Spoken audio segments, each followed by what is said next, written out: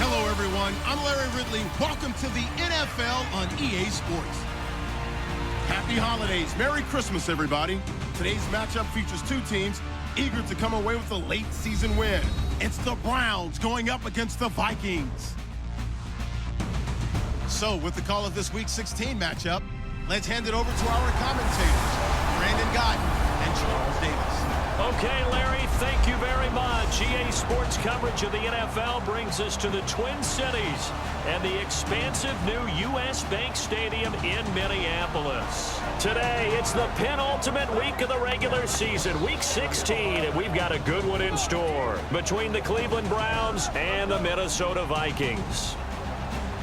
Hi again, everyone. Brandon Gaudin alongside Charles Davis. And Charles, you look at this Vikings ball club. They come off a disappointment last time out that put an end to their modest 3-game win streak. Meanwhile, for the Browns here, they've come in on a nice run of recent form, 4 wins out of 5.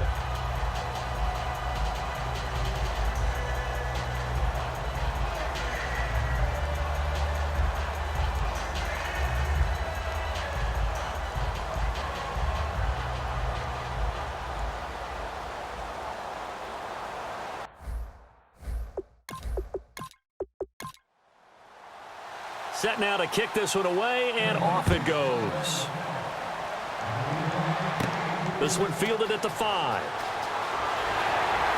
And he'll take this across the 25, a couple extra yards, up to the 27-yard line. So here's the Viking offense making their way out. And leading them out there, we get a look at their 6'3" quarterback.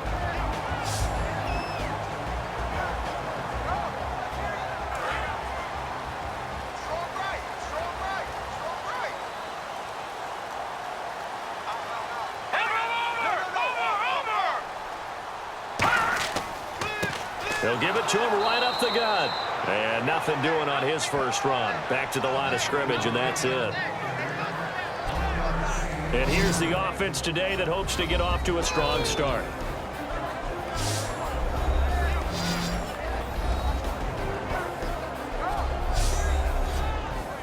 Second down following the run.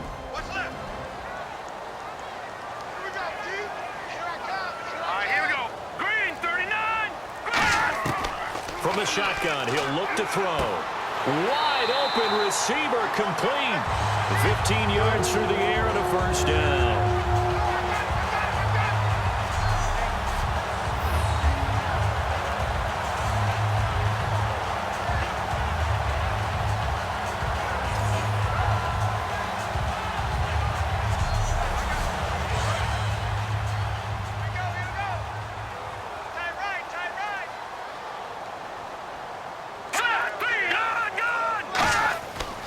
Now a handoff here to his running back.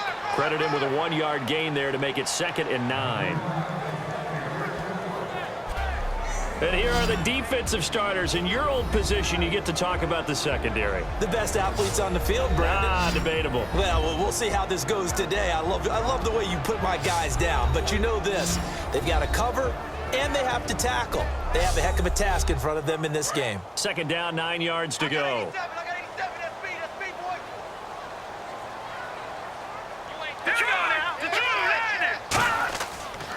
And to give this time to the tailback. And he'll lose yardage here. Back at the 41. It's a loss of 2. Now 3rd down.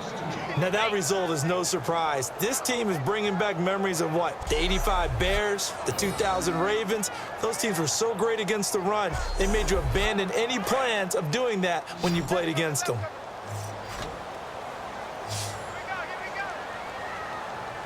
Third and 11, 5 in the secondary now. Nickel look. They'll look to throw here. Finding his safety valve here. That's complete. Give him 9 on the play, and that's going to make it 4th down. And they're getting him involved early. You feel like they saw something on tape, or they just have a sense with him because he's had a good week of practice or something in that area that they want him involved. Just as you said, they want him to touch it either in the running game or the passing game, but they must like the matchups they're getting.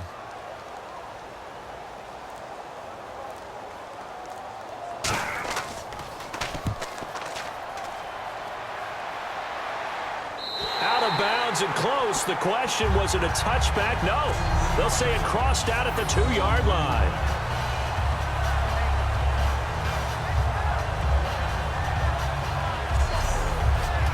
And tough starting field position here.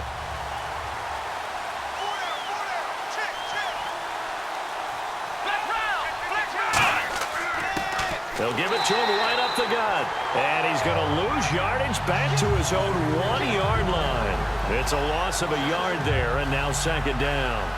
Okay, let's just make this one simple. We know that the running game is not their thing, but they can't just throw it on every single down without expecting some real heat from the pass rush.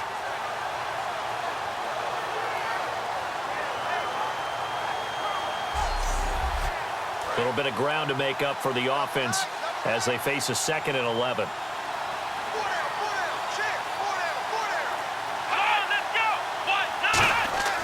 Now a first carry for their fullback. And now where are they going to mark him here? Well, they say he did get back to the 1-yard line, but that could have easily been 2 points the other way. Will the defense dial up the pressure? Let's see. 3rd and 11.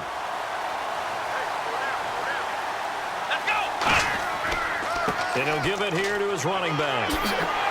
And able to break one tackle, but then quickly brought down. But a nice little gain. It'll be a pickup of 10 yards. And it'll be 4th down. This offense really put themselves in a tough spot on 1st and 2nd down, needing long yardage to try and pick up a 1st down. And they ended up getting a great run. Explosive, picked up nice yardage. You don't expect to be in this situation on 4th down. But guess what? It all started with what happened on 1st and 2nd down. Really put them behind the 8 ball. And taken right at the 35. 51 yards on the punt there. And it'll be Viking football here as they take possession. The Browns defense getting ready. They forced the punt the last time, got off the field. I'm sure some of your D coordinators through the years, you liked when you heard those words, get off the field. Oh, there's no doubt. Maybe you didn't like it when you heard those words. It depended on when they were yelling them. But in this situation, absolutely perfect. Get off the field, force a punt, let the offense take over and do their thing, and it resulted in a field goal. Well, we'll see if they can do that again. 5 yards on the carry. Good pickup on 1st down. And that's exactly what you want on a 1st down run. Pick up 5 yards, bring up 2nd and 5. The defensive line, though, they've got to figure out a way to out-leverage the guys up front because the offensive line is winning at the point of attack. And he'll get this into enemy territory, but not by much as he's down to the 48. I do know from experience that when you slow down someone's running game, you're now doing the dictating on defense. And guess what? Now you're getting ready to tee off on their quarterback because they have to throw it all the time. But you still have to be alert for the draws and other plays of that nature to make sure you don't get hurt. They'll run it now out of the gun. And he has the 1st down yardage before they bring him down right at the 45. On 3rd down, that's a good job of situational football and understanding where the 1st down marker was and getting there. Offense comes to the line now, 1st and 10.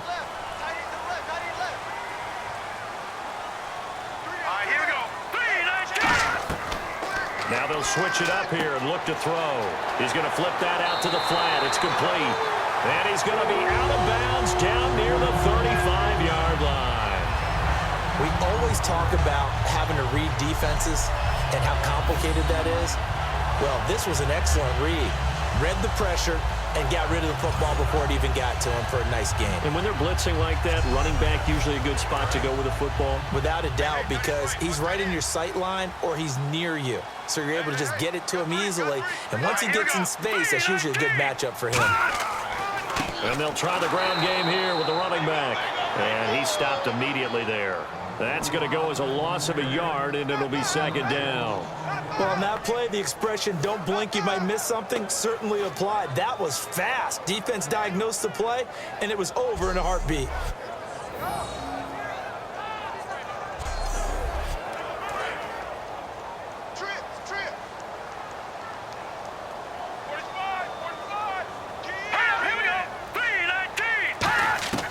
Now a shotgun snap as they'll look to throw. Surveying the field.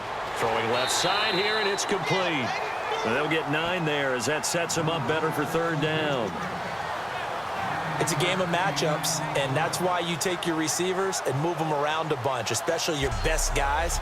And when they work out of the slot, You often hear the coaches talk about how great it is because it gives you a two-way go. You can break out or you can break in. That makes it hard to defend. Offense coming up, needing 2 yards on third down.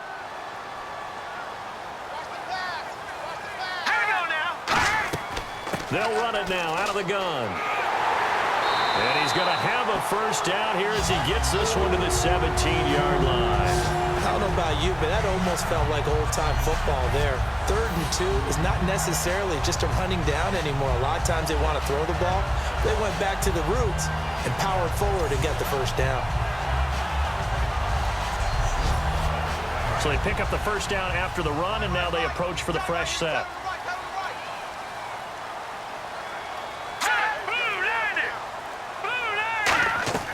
From the red zone now, they'll look to throw. It's caught in the end zone. Touchdown, Minnesota. Their dangerous wide receiver, his 6th touchdown of the season. And the Vikings have taken a first-quarter lead. And in the red zone, I guess this is why you have a guy like that on your roster. Without a doubt, and if you have him, you use him because he's a guy who's going to win just about every time. I don't care what the coverage is.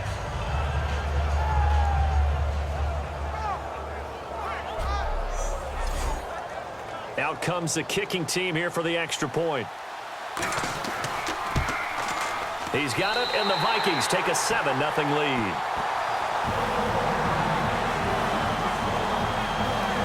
So that drive in total 8 plays. And it all culminates in a touchdown for Minnesota.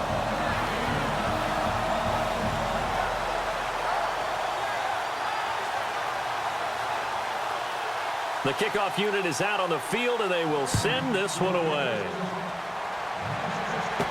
This will be taken in at the 1. And he'll be brought down at the 23, make it the 24-yard line. And now we get our first look at a guy who's been around the block a time or two. He will not be rattled today. And that changes things for a defensive coordinator because normally when you get the young guys, you get the rookies, you throw all the exotic blitzes at them and looks they haven't seen. But this guy, he's seen it all.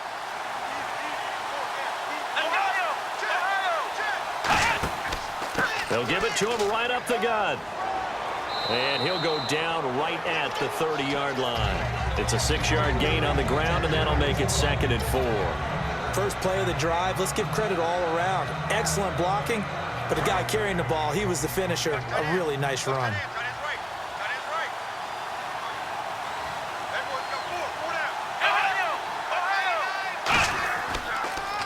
And on the ground they go with a running back. And the ball is knocked out. And his crew will take over with a football at the 35-yard line. Often on fumbles, you look at the guy who coughed it up and say, geez, what did he do? But, hey, let's tip the cap to the defense here. Not a problem at all, my man. I'm not even going to tip it. I'm going to doff my cap to him. Congratulations. Big-time play. Knocking it free and creating something good for your team.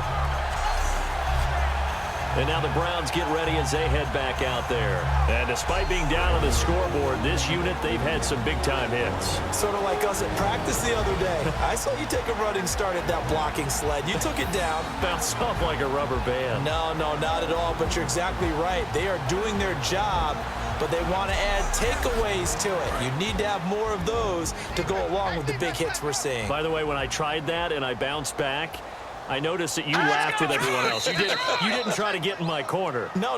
Someone had just told me a joke on the other side. Right, I missed that. Totally missed it. Still first down.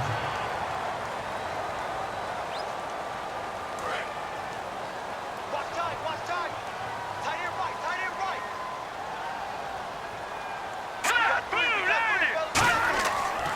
They'll give it to him right up the gut. And just a yard on the pickup there. It'll be 2nd and 4. Tough day, tough sledding right there, and it's been that way the entire game. Not a whole lot of room to ramble for him. Yeah, you're right. It's been that way all afternoon. Didn't get a whole lot better there.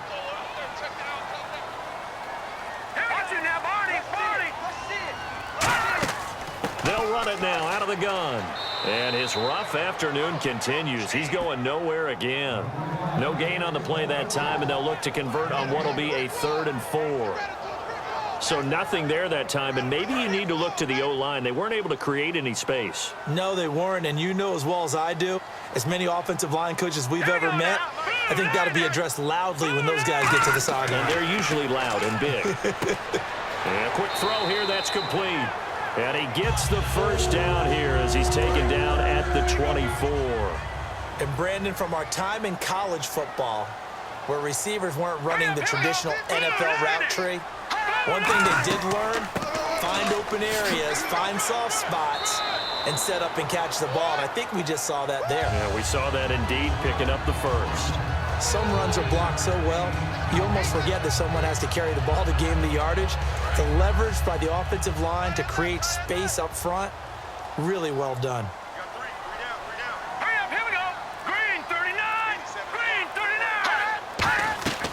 They'll run it now out of the gun. And this play gets blown up. They'll lose yardage back at the 17. He'll wind up losing a yard on the play, and that'll bring up a third down. And as we've seen throughout this season, it's no picnic trying to score touchdowns against this unit. They're ranked #1 against the run. But it's also difficult because it's not easy to throw the ball against them either. 2 yards to go here on third down.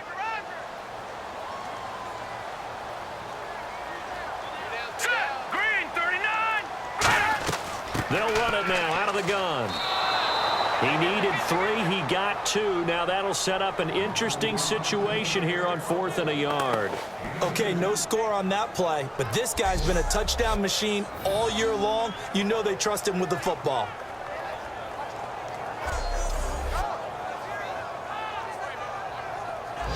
Now the Vikings will send out the special teams crew here for a field goal try.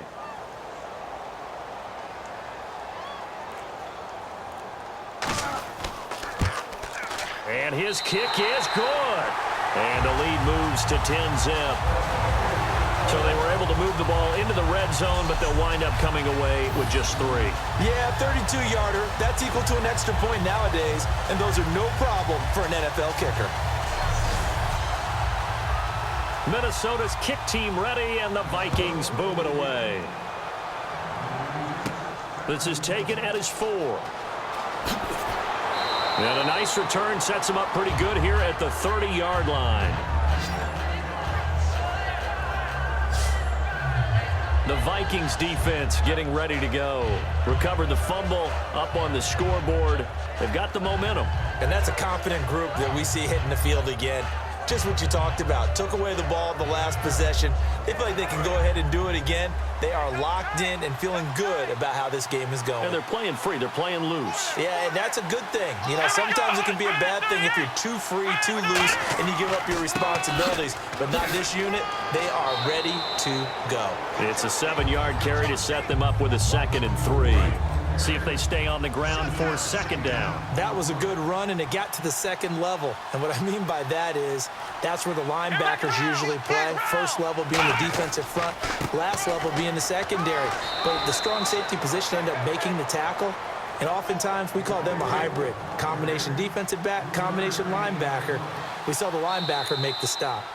We've played a quarter here on Christmas Day. 10-zip our score. EA Sports NFL Sunday returns following this. This presentation of the NFL on EA Sports is brought to you by Gatorade, the sports fuel company. Back with Charles Davis. I'm Brandon Gaudin. The Browns with a football to begin quarter number 2, but they've got a 3rd and inches coming up, trying to keep the chains moving. They'll give it to him right up the gut.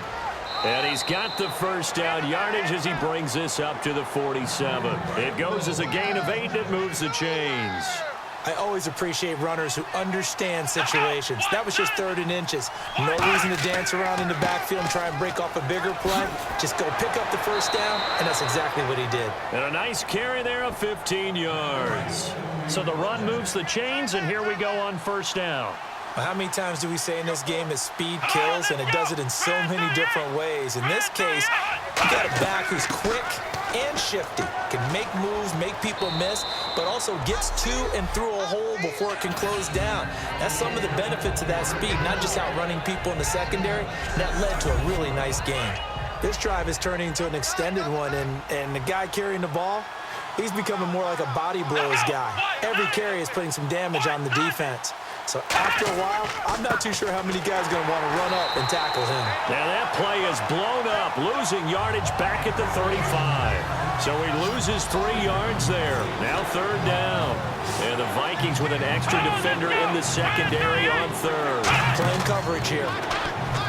Looking to throw. Oh, he's got a man wide open, complete. And he carries this one all the way down to the 9.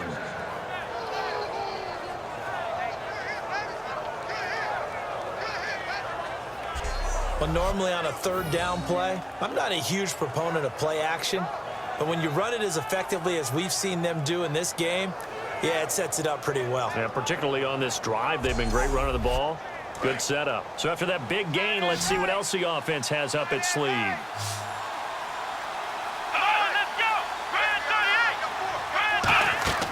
They'll set up to throw.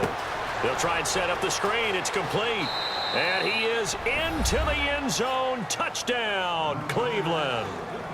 A great effort there. His 17th touchdown now on the season. And the Browns are back within a score.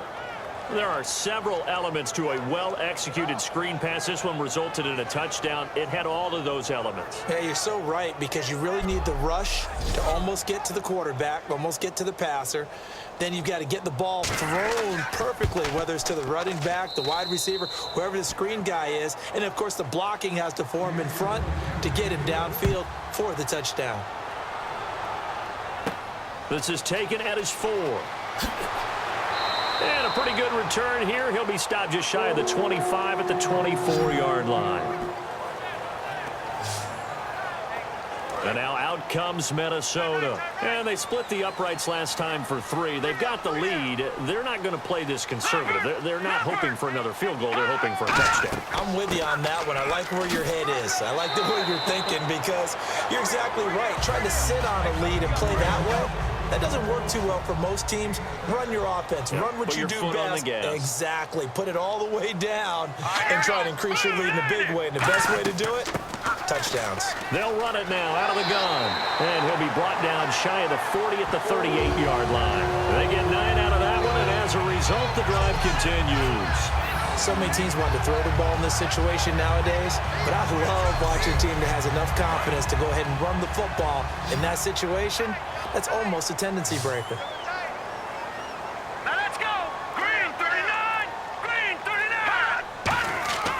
Now a play fake here on 1st down. That nearly picked off. Surprising to see a defender of his caliber let it get away, but it does get away and it's 2nd down. Oh, man, that was close. The opportunity to change momentum, big play, right in his hands, unable to come down with it. A sigh of relief, no doubt, on offense that fell harmlessly to the ground. 2nd down here after the incomplete pass.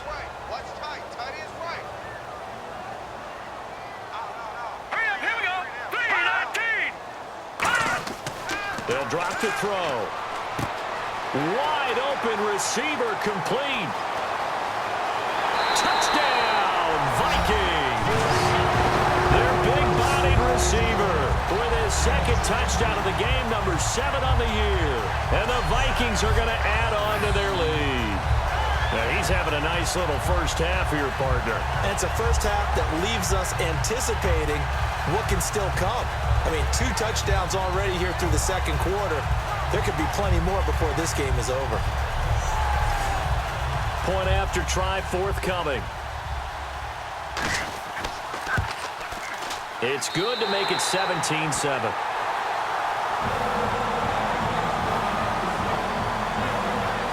So that drive, 4 plays, and it's polished off by a Viking score.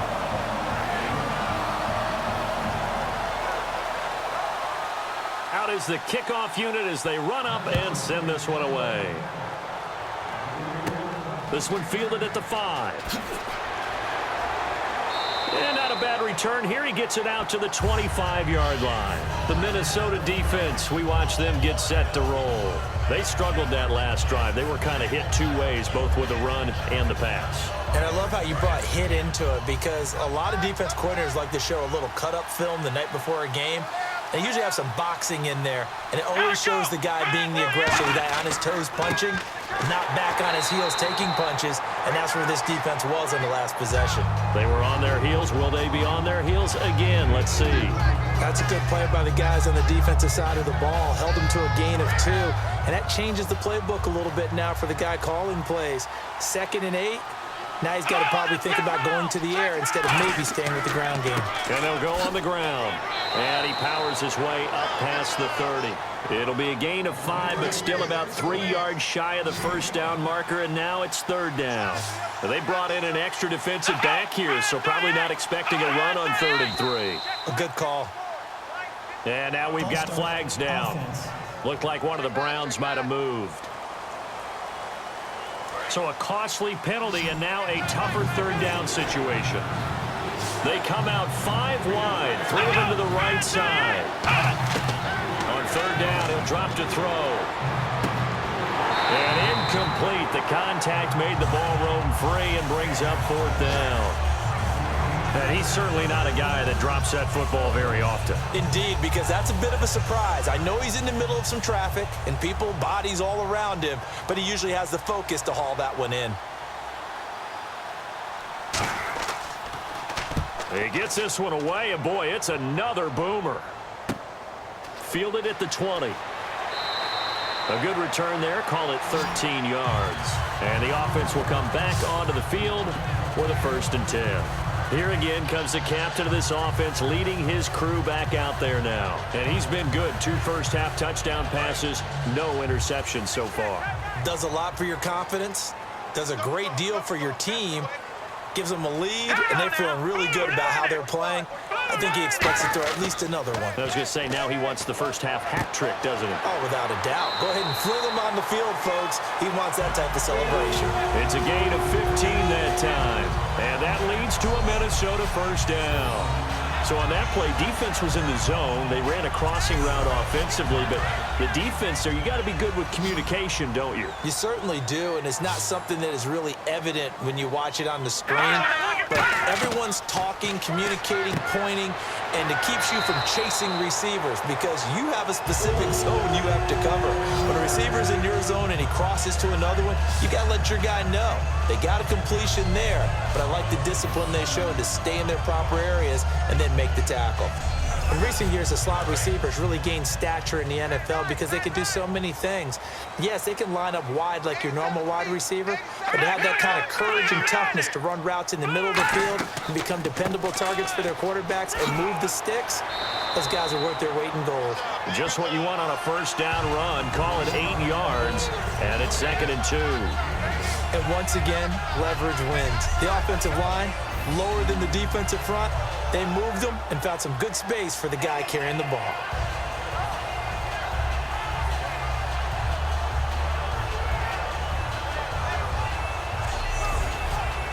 Offense in a good spot here, 2nd and 2.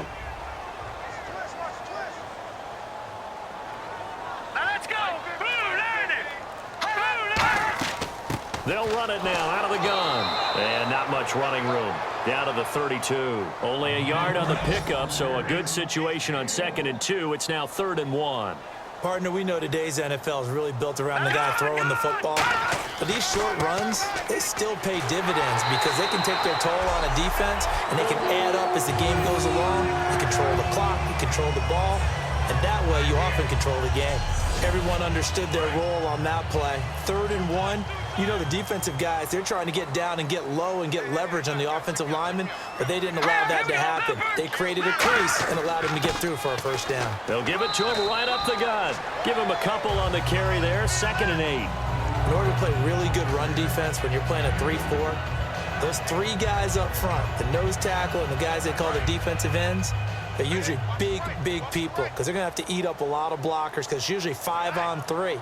And when they do their job well, guys who play on the inside, those inside linebackers, they're able to just roam and hit. Trying to run inside, but nothing there. They'll lose a yard, and it brings up third. You can almost see the wheels turning for the offensive coordinator there. Edge pressure you want to use against them. Oftentimes when they get into the backfield, they're disrupting things, but if they get there too quickly, you can actually slip the ball to a runner and get past them. That didn't happen on that play, though. Out of the gun now on third down. Throwing for his running back, and he's got him complete. And he gets this down to the 18, good enough for a first down. And defensively, they were in zone coverage there. Do you have to be a little careful? You're losing, playing against a good quarterback like he is, to not play too much zone? Yeah, you have to be careful about how much time you're giving up. I think it's a good point you just brought up. So maybe if you still want to play zone, you go to a zone blitz scheme. And you can drop anyone out of your defensive front, defensive end, defensive tackle. It doesn't matter. You just exchange someone to bring more pressure towards the quarterback and still try and cover downfield. Frustrating for a defense, energizing for an offense. Finding a way to create that type of yardage in your running game, that'll make the guys carrying the ball very, very happy. And the stop will come inside the 5 at the 4. It's an 8-yard pickup, and it leads to a first and goal. Long drive. The defense just cannot seem to catch a break and get off the field. That's a good, nice, crisp run for a first down. I wonder if the defense might have been loosened up a little bit, maybe into... And he will take this one into the end zone for a Viking touchdown. A great play there with touchdown number 12 on the year. And the Vikings find a way to stretch their lead. Extra point forthcoming.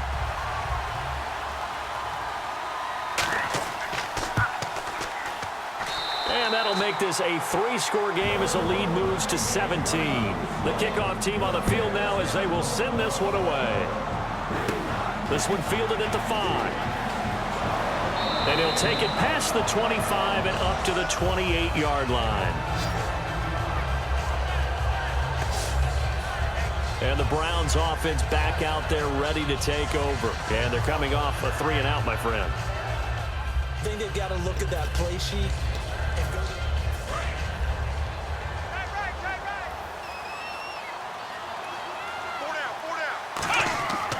And they'll go with the ground attack here. Call it no gain on the play, and it'll be second down. No gain on that run, and while this team is down, they're not out of it by any stretch of the imagination. Maybe you just have to think about different style of running in order to get this guy going. And it looks like this will likely be the last play before we hit the 2-minute warning. Let's see if they can sneak one more good play in before the 2-minute signal. 2 minutes remain here in the first half. More from Minneapolis after this.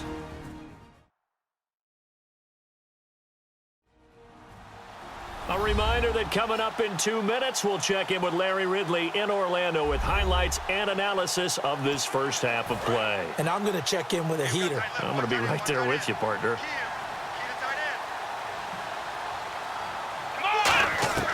Back to throw now on 2nd and 10. He's going to flip one out here to his running back.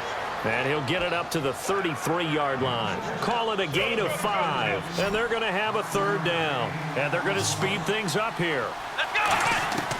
From the shotgun, he'll look to throw. And he will find his man on the outside.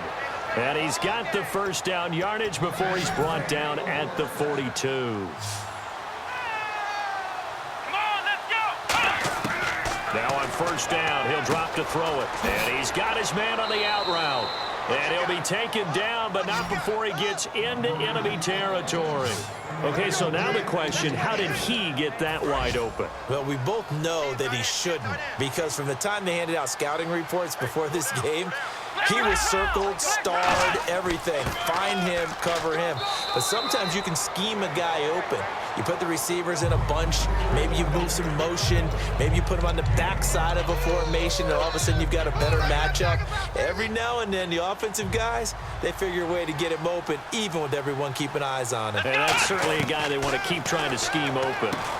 And he will find his man on the outside.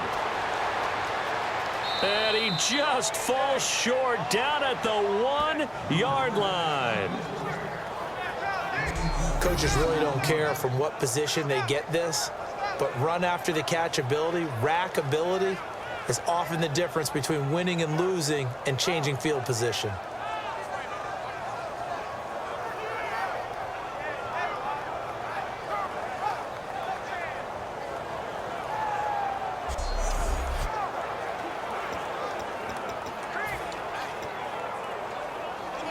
And now a first down following that long gain. Come on, let's go. What's nothing? What's nothing? Watch 54. Watch 54. Watch the screen. Watch the screen. Watch the screen. Now a handoff here to his running back. And he's in. Touchdown, Browns.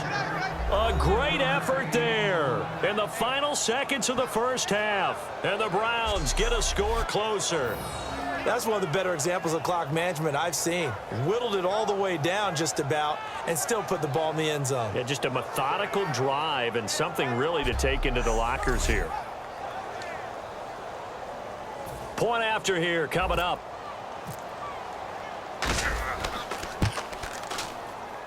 It's up and good, so they claw back into it, 24-14 now.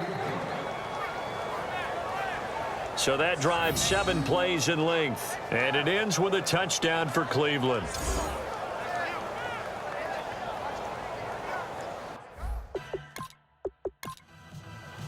Set now to kick this one away, and off it goes.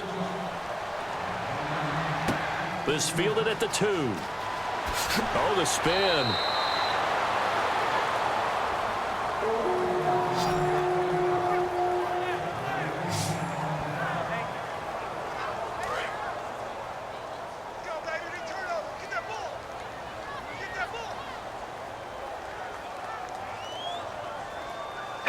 And with time running down, they go down to a knee. So we've reached halftime here on Christmas Day, as we'll send you down to Orlando as we check in with Larry Ridley and our EA Sports Halftime Report. Larry? Thanks, Brandon, and welcome to the EA Halftime Report.